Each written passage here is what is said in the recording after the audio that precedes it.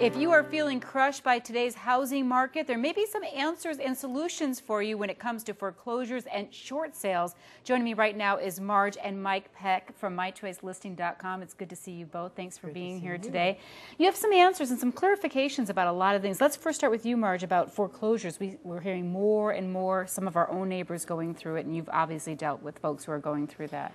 We are finding that more and more people are sitting in their homes, and they may not be even payments behind, but they can't afford to make their payments, and they're hearing a lot of misinformation. And that's where we're really happy that after they've seen us on television, that they've made some calls so that we can come in and prevent foreclosure and initiate a short sale. Let's first talk about foreclosures and what they are exactly. I know we have a graphic that kind of says, if your home is foreclosed upon, here are some of the things that can happen, and this is why it's so scary.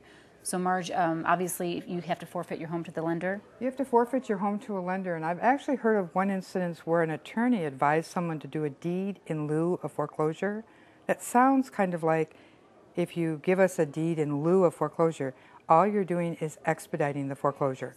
You're giving them the deed in lieu of going through the whole foreclosure process. The foreclosure process, you're behind 3 months in payments. They can initiate foreclosure, and that's another 3 months. So you have 6 months before the trust deed sale.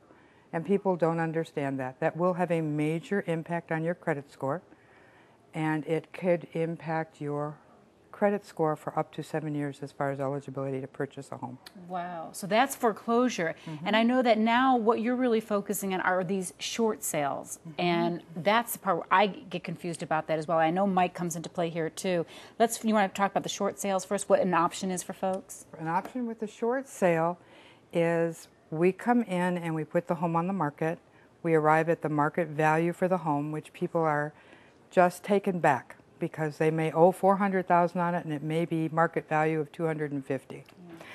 And they're kind of like, but we don't want to pay any money. You know, we don't have to pay any money. The lender is the one that has to decide that they're going to accept less than the balance. Then they don't have to go through the foreclosure process. They actually accept the short sale. The buyer can come in and the lender pays the costs. The seller gets no money. There's no money to give the seller, but they will, that's why they call it a short sale. It's short the balances that are owed. And it doesn't affect your credit score as badly? No, it does not. It can drop your credit score 80 to 100 points. Today, that may change as we see more and more short sales as to when you'll be able to purchase a home again, but I think those that are losing their homes may be gun shy for a couple of years anyway. And it's an interesting dynamic because here you are helping these folks, and then Mike comes in with the buyer. Must be interesting at night when you two meet up. But you're on the other end with buyers who are ecstatic. Right.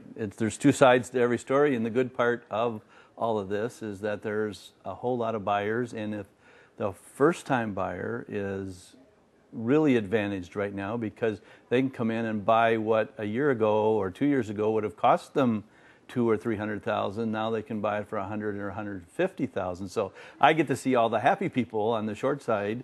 Marge gets to see all the people that are not as happy because they have to experience the loss. But in a couple years, they get their credit restored. Now they can go back and buy a similar home and get back into the housing market and not have a foreclosure for 7 years on the record. Well, there's obviously a light at the end of the tunnel, and you provide that for folks, knowing that, you know what, foreclosure may not be your final answer. There may be some other options for you out there. Foreclosure is the worst choice that you can pick, and the second bad choice is to sit in fear.